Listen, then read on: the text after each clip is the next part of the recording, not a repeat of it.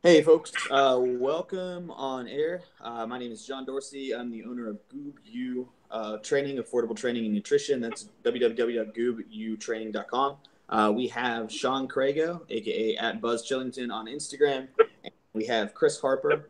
I believe he's at Two Phones Shaw T on Instagram as well. Chris Harper is an athlete of mine that just competed in the 2018 Emerald Cup.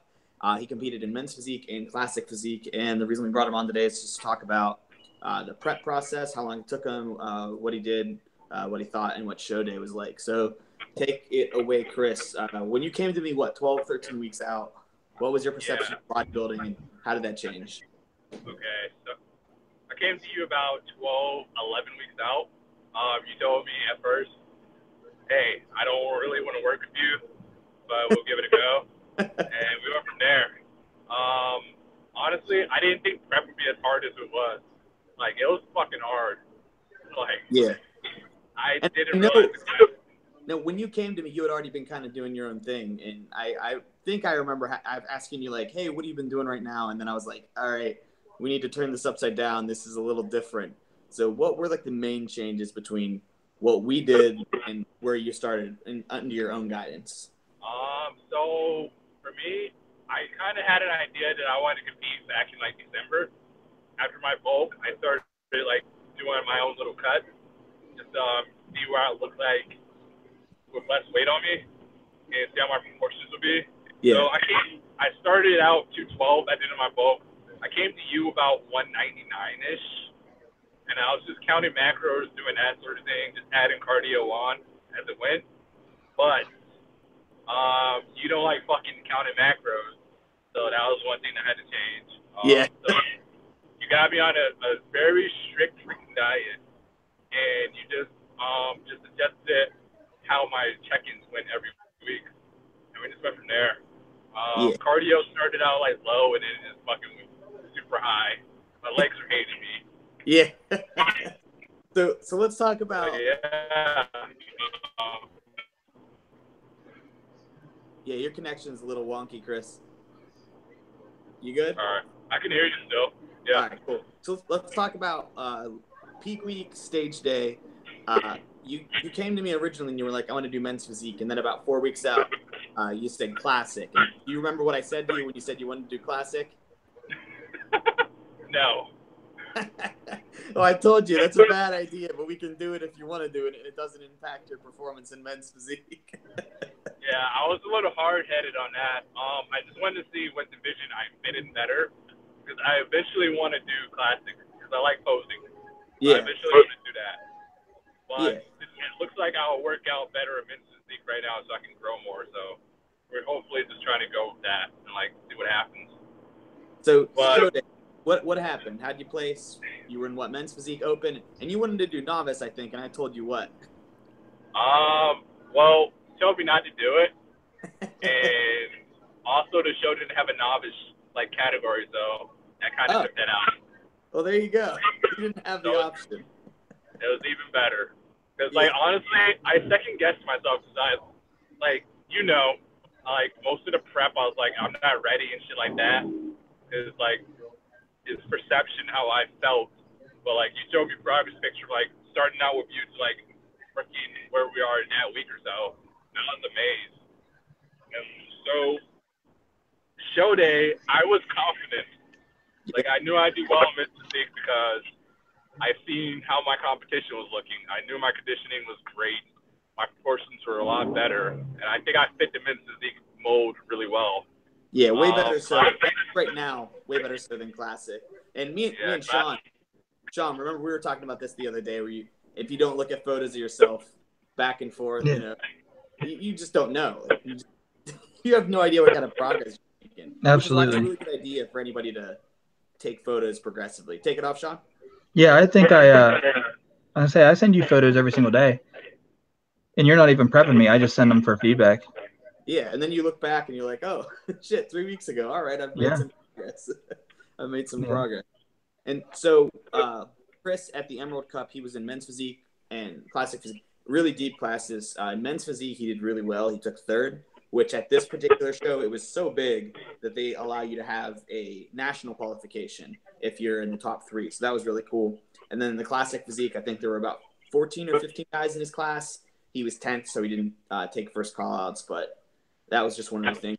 And Chris, this show was really weird because it was so big that they do it. What was it? Friday? It was Friday and Saturday, right? Yeah, it was a 2-day show. Yeah, so we had to have you competing back to back twice. And what was our strategy for that, Chris? Take it away. Come in super dry and peeled on freaking classic day. That was Friday, and then Saturday will fill me up a lot and just get me freaking pumped. And your Friday to Saturday look was day and night, like absolutely ridiculous. I brought up some side-by-side shots. Actually, while we're talking about it, I'm going to get on screen share here, and I'm going to pull up. Let's see. There we go. Can you guys see that? Yes, sir. All right. So we're going to pull up. These were Chris's photos. This was him in men's physique. Let me see if I can. Oops. Hang on. There we go. I'm going to do screen share, entire screen. All right, cool. That looks weird. But here we go. Here's Chris. Can you guys see that? No. You can't. I didn't do present to everyone. There we go. All right. Yeah, we had this problem last week. Look at that. There we go. All right. So here we go. We got Chris. This was his men's physique presentation. Looks like a fucking animal. Look at that. This shot cracks me up. He's got the. Yeah, it caught me mid exhale. You look good though. It's a great shot. Your back shot. Boom. Yeah, that was my moneymaker. And who helped you pose, Chris? Who was your posing coach throughout this? It wasn't me for men's physique. It was Chris Melican. Chris Melican, yeah. He's my go-to. I hire him for any men's physique guys to do my dudes because look, he does really, really, really good work. This is him.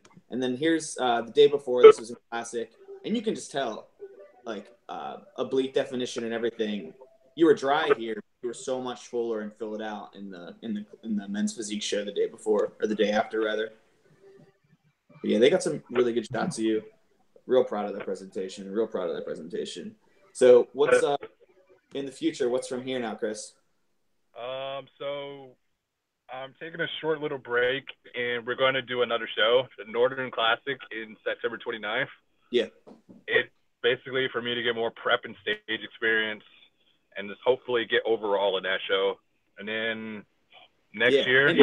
And hey, I want to point out this was your first show, and you haven't been doing this for very long. And you were on stage at about 175 by the time we had y'all dehydrated. So you're 5'10", 5'11". You've got some room to grow for sure. First show out, top 3. Hell yeah, I'm happy. How old are you?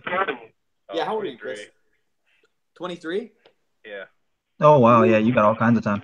Yeah, it's bodybuilding is one of those sports where it's an old man sport.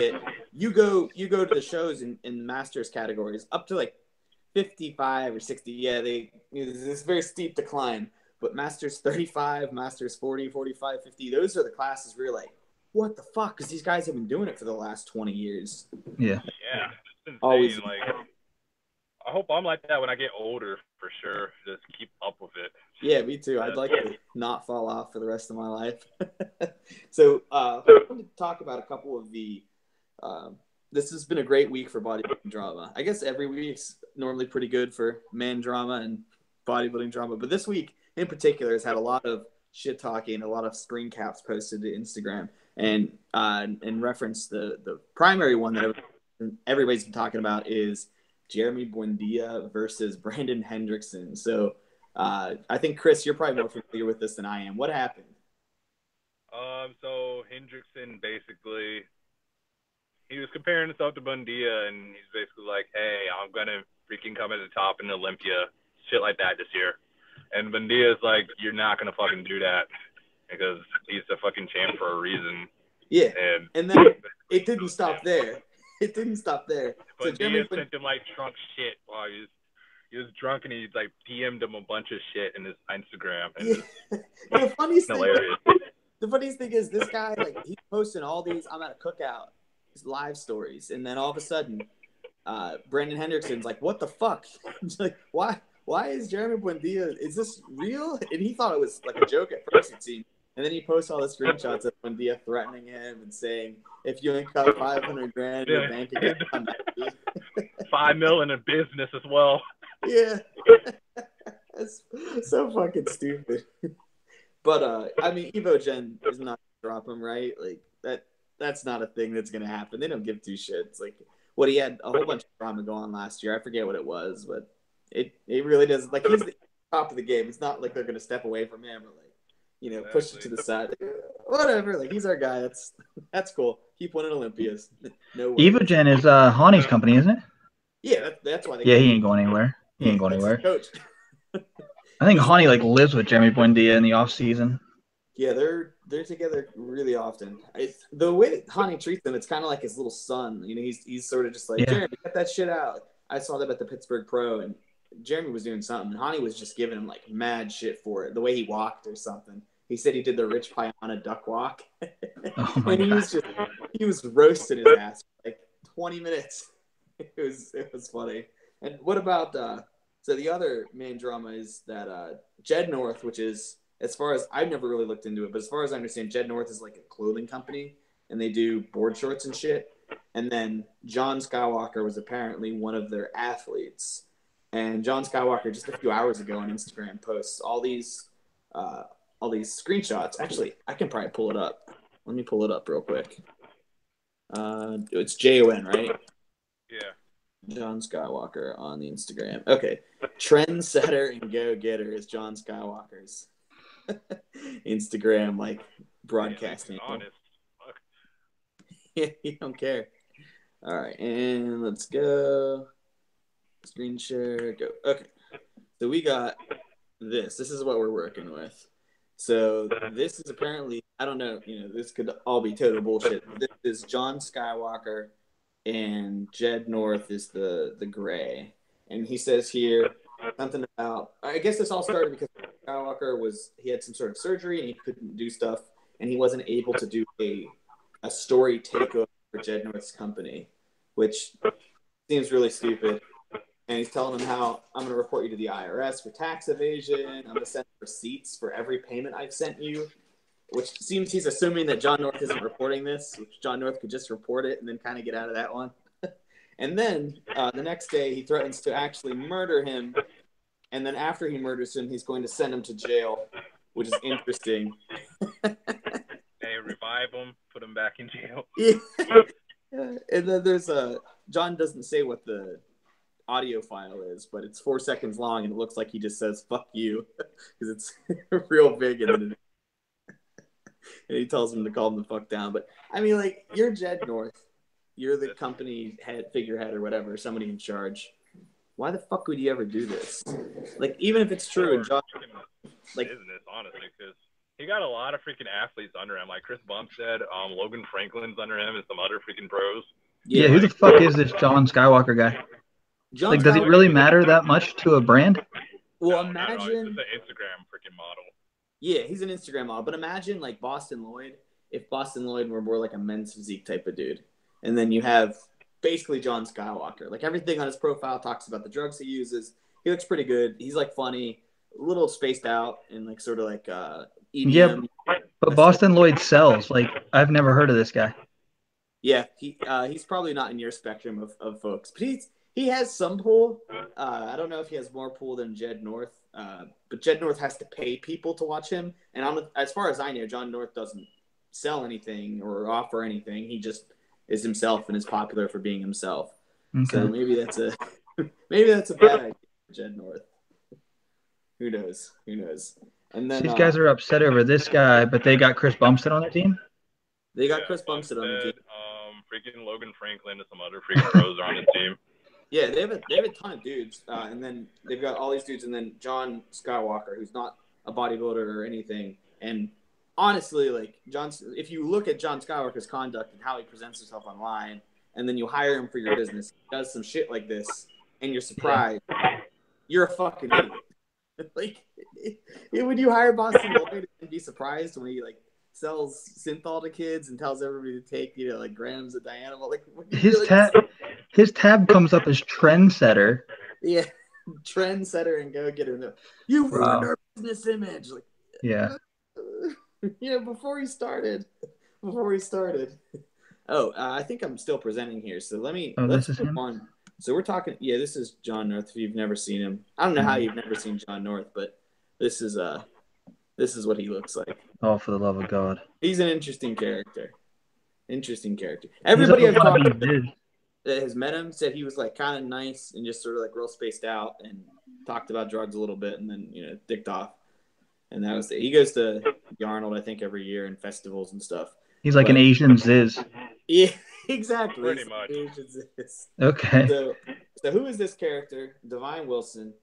He finished, and I was there at the Pittsburgh Pro Finals. He finished in second place to Steve Laris, and they're presenting the awards, and he gets fucking pissed. He doesn't stay for the shot, takes his medal off, walks off stage.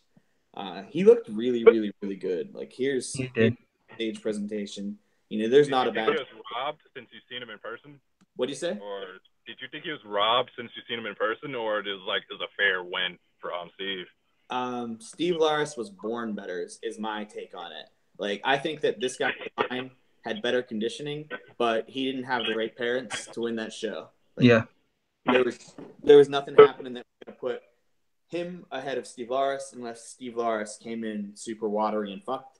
But I think this guy had better conditioning by like that little micro, like, oh, if we look at them side by side. But when it's live judging and that you don't have the photos side by side and you're just looking at the guys as they go, the guy who has the better build, who has the better structure and is close to the mark on conditioning, they're all in shape. Everybody's in shape. It's a pro show.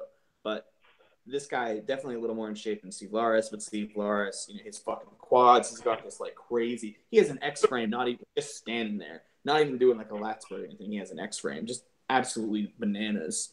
But this guy had, he was real upset about it. He looked like some guy who could go win a pro show in classic physique, but he unfortunately was standing next to Steve Laris while he was trying to do it. Here, I'll pull Steve's up real quick so you guys can see what his finals photos looked like. Yeah, he's a freak.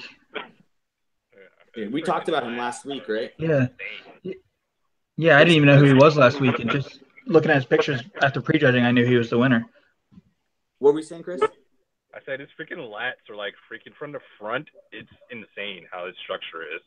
Yeah, who he reminds me of?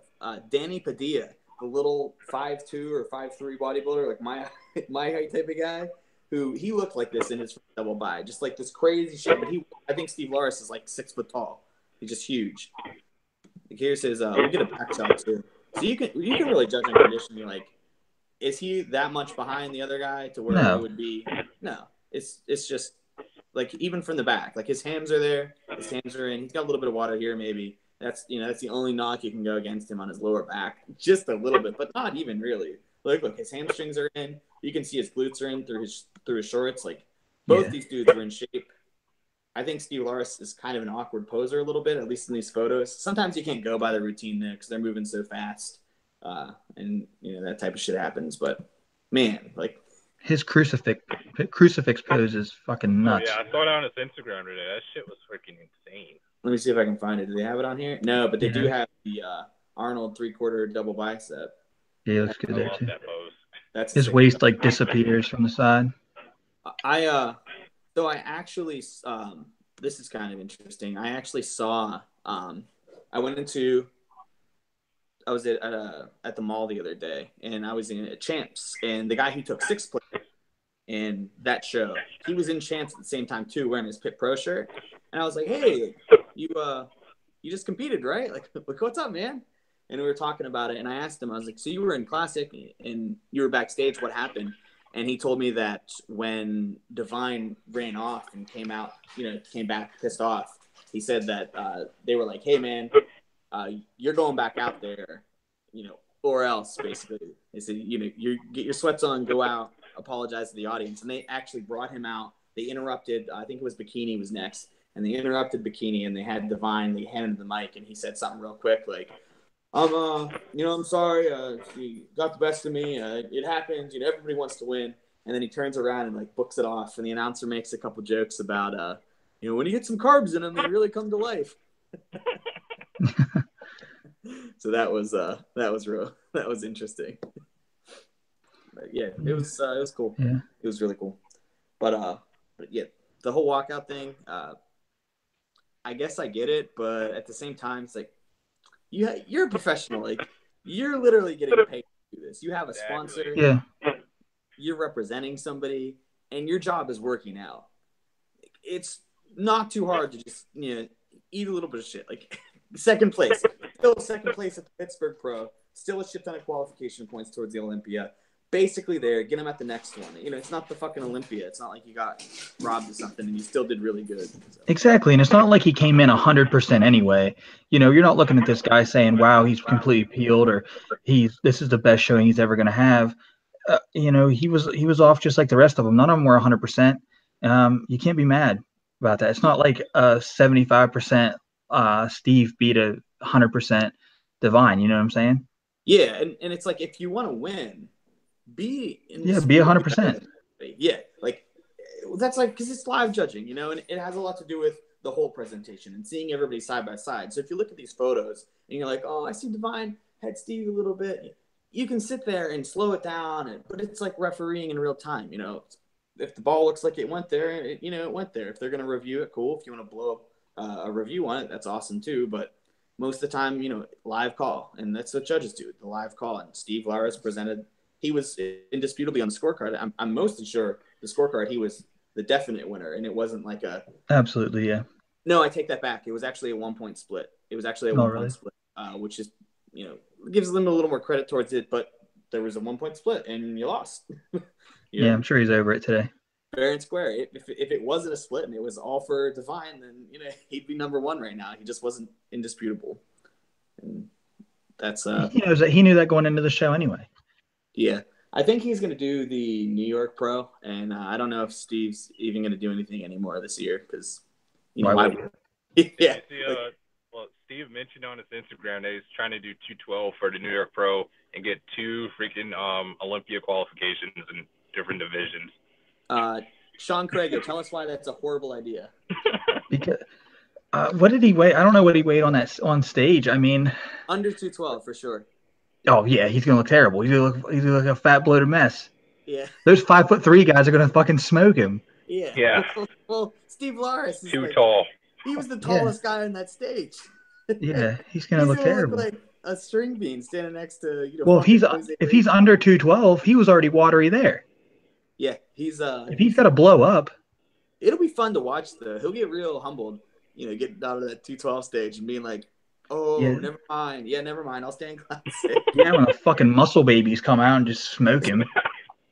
The muscle babies. Oh yeah, because like if you can fit into the 212 and also fit into classic physique, you're fucked. You think Jose Raymond would fit into a classic physique class? I think he said he had to lose 60 pounds. Yeah, he's 5'3". Cut off his fucking arm and stick him in. Like, that's the only way he's making it. There's absolutely no chance Jose Raymond would ever be it. Like if he maybe had leukemia or something and then got back into bodybuilding for a moment. Like, yeah, maybe he'd get it then. Iris, stop that shit. And Jose Raymond actually comes in light for the 212. I think he said he competes like 208. Yeah, and like, fuck, he's 5'2", 5'3", yeah, 208. Yeah, I think he's 5'3". And I think Steve Laris is about 5'11", 5'10", 5'11". Like, yeah, it's not going to be a good look. That would be a cool slaughter to look forward to, though. Like, I doubt they're going to put him. They're not going to stand him next to any of the top 5 because he's just going to be second or third call-outs, and that'll be that. Yeah, he's not going to be able to hang. Yeah, not at all. But hey, guys, it's about midnight now, so we got to wrap up. Two Phones Shoddy, a.k.a. Chris Harper. Tell us what your Instagram is one more time and how we can go follow you, creep your shit, and follow your progress. It is 2Phone SHAWT. I'm going to change it eventually. I don't know what the fuck to change it to. Don't change it. That's a cool also name. known as 2 Phones Hot. I hear it all the time in person. Like, what's your idea? 2Phone Shot? Why? It is hilarious. But yeah, we're going to be prepping for Northern Classic of September, and then hopefully a national level show next year if we get size. That's the thing. in week Can't 1. wait to see it happen, man. Yeah, good luck to you, brother. And this is Sean Crago. He's at Buzz Chillington on Instagram. And Yeah. me, you guys probably, if you're here, you already follow me. I'm at Goob_U. And you can find my training services at www.goobutraining.com. We were here live with Chris Harper, one of my athletes who just did extraordinarily well. We just showed his photo. So that was me. All me. It was all me. I'm just kidding. Definitely. I told Chris everything. He's like, man, we're doing a really good job. Like, no, you're doing the job. I'm just typing shit in the computer. Like, hey, you're the one. Hey, you're fucking keeping me on track, honestly. So I'm just the musher, man. We'll shoot for the goal that we have, so we'll see. Yeah. All right, guys. Have a good one. And thanks to everybody for watching, and see you next time. I think we're going to have another one of these on Friday. So Friday. All right.